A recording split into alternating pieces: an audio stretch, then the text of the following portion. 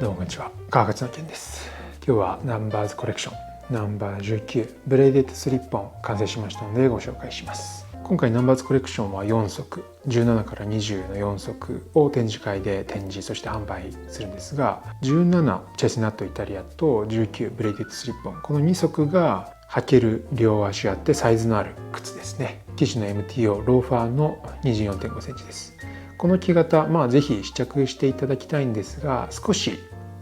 サイズ表記より大きめなので、実際 24.5 ですが25センチぐらいの人が適正なんじゃないかなと思います。足型にもよりますので、ぜひフィッティングシューズ履いてみてください。それではこのナンバー19ブレイデッドスリッポンを解説していきます。ナンバー19ブレイデッドスリッポンはナンバーズコレクション初のスリッポンです。ナンバーズコレクションは1足のみ。これはサイズが決まっててデザインが決まってる。これ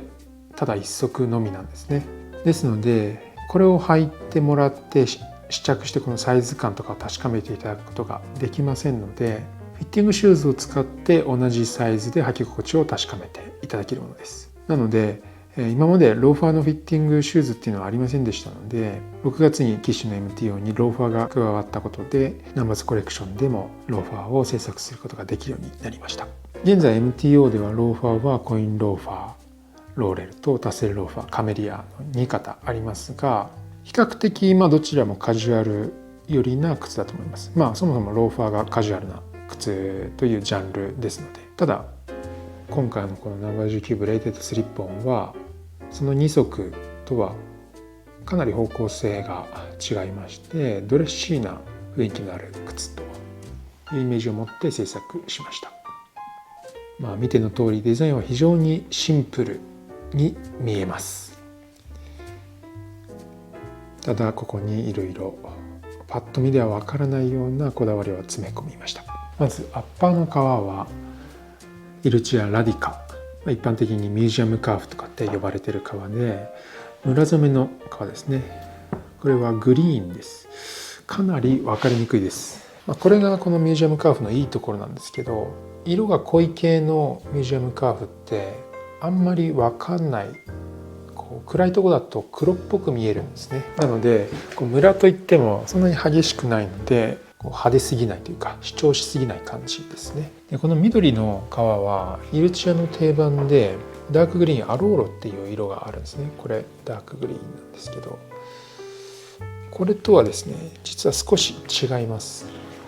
限定というか、スポット的にちょっと特別色みたいなのを生産する時があるらしく、それを革屋さんでちょっと見つけて手に入れたのでそれを使ってます。映像では伝わらないと思うんですけど、色の感じとしては今回ナンバーズコレクションで使った方が少し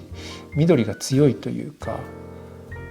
青っぽいまでいかないんですけど、定番のアローロという色が深緑からカーキに近いのに対してこちらは緑という感じですね。そしてこの靴のやはり最大の特徴は編み込みです。ブレイデッドスリッポンという名前の通り編み込まれたスリッポンになっています。ぜひアッパー制作の動画も概要欄に貼っておきますのでご覧ください。ここのステッチがですね、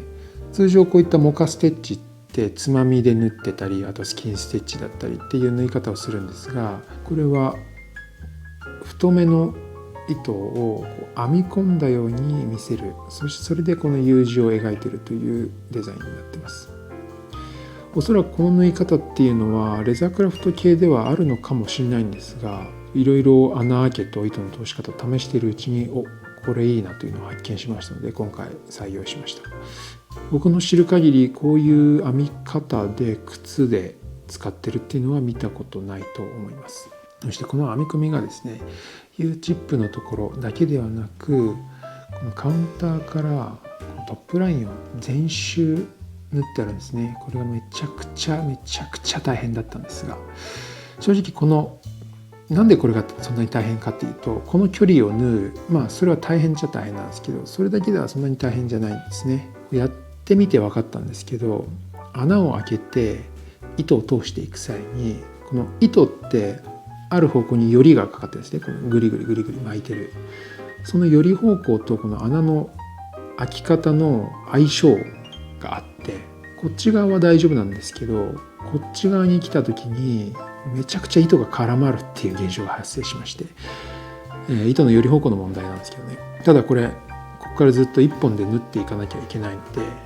かなりの長い5メートルぐらい使ったんですよね、糸を。確かその糸をこう通す時にどんどん糸が絡まっていくっていう、それを直しながら一針一針縫っていくっていうのが非常に大変でした。この編み込みならではの特徴として、革に継ぎ目がないように見えますよね。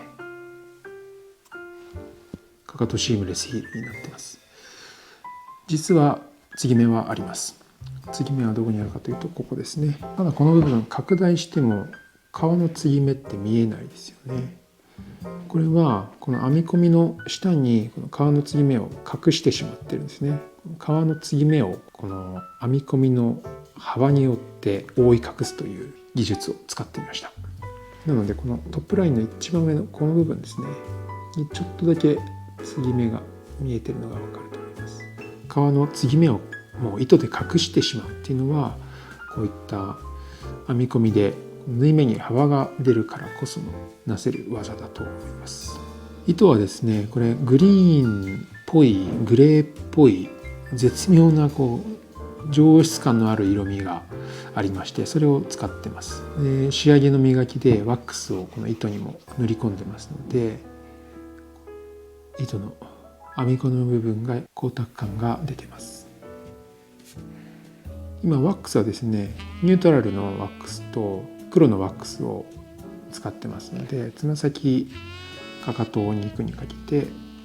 少し黒く色が落ちていくような感じになってます。そしてソールですね。ソールはこんな感じです。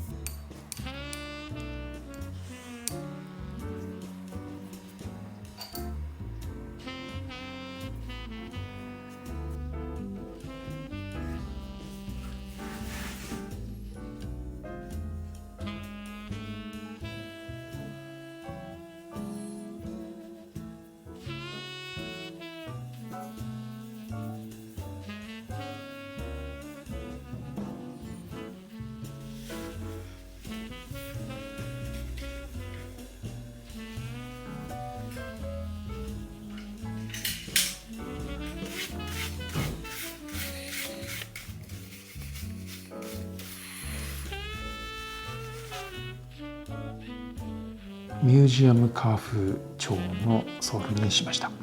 アッパーが村染めの革なので、ソールも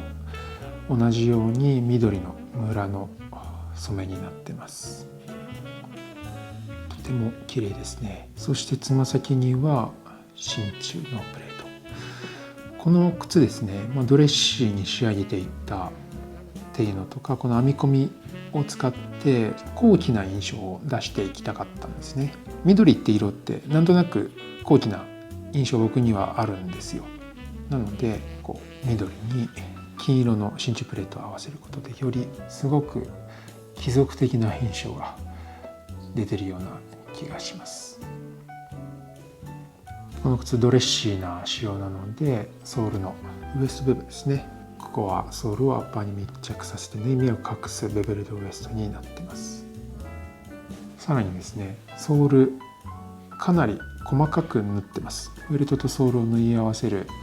出し縫いアウトソールステッチなんですが、1日に何針縫うかという指標の SPI という数字があるんですけど、これを14番ですね。通常ドレッシーな仕様だと12番あたりを使うんですが、それよりさらに細かく14番で縫ってます。本当わずかな縫い目のピッチでいうと 0.2 ミリとかそういう差なんですけど、意外とこれだけでもドレッシー感っていうのは少しずつ高まっていきます。ライニングもアッパーと同じく緑のライニングを使いまして、インソックはアッパー側と全く同じミュージアムカーフのグリーンを使っています。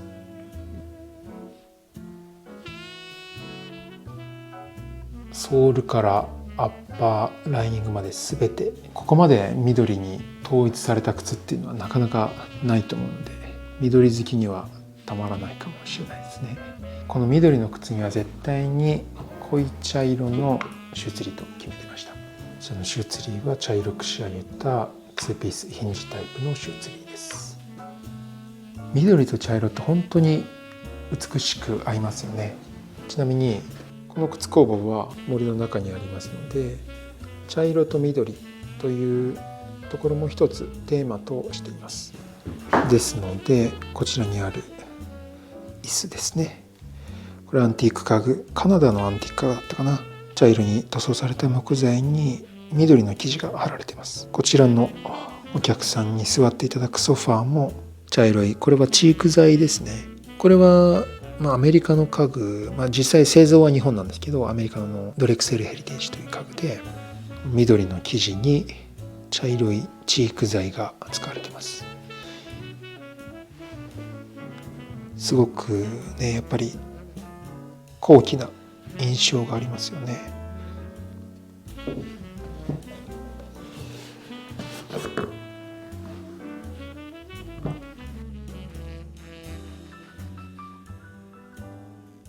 ということでナンバー19のブレイテッドセリッポンが完成しました。最初の方にお伝えしたこの靴は MTO ローファーの 24.5 センチのサイズだというところなんですが、木型を少し変えてます。つま先の形状を少しステスノを伸ばしてシャープな感じにしてますね。なのでほんの少し若干着用感は違うかもしれませんが、ほぼほぼ同じだと思ってもらって大丈夫です。こちらの靴は展示会で展示し、気に入った方いらっしゃればその場で販売します。サイズや金額等の詳細は概要欄にブログの記事を貼っておきますので、ぜひそちらご覧ください。展示会の詳細も概要欄に書いておきますので、ぜひたくさんの方にご来場いただいて MTO ビスポークサンプル、カー小物などたくさん展示物ありますので、ぜひ実物ご覧いただけると嬉しいです。それでは展示会でお会いしましょう。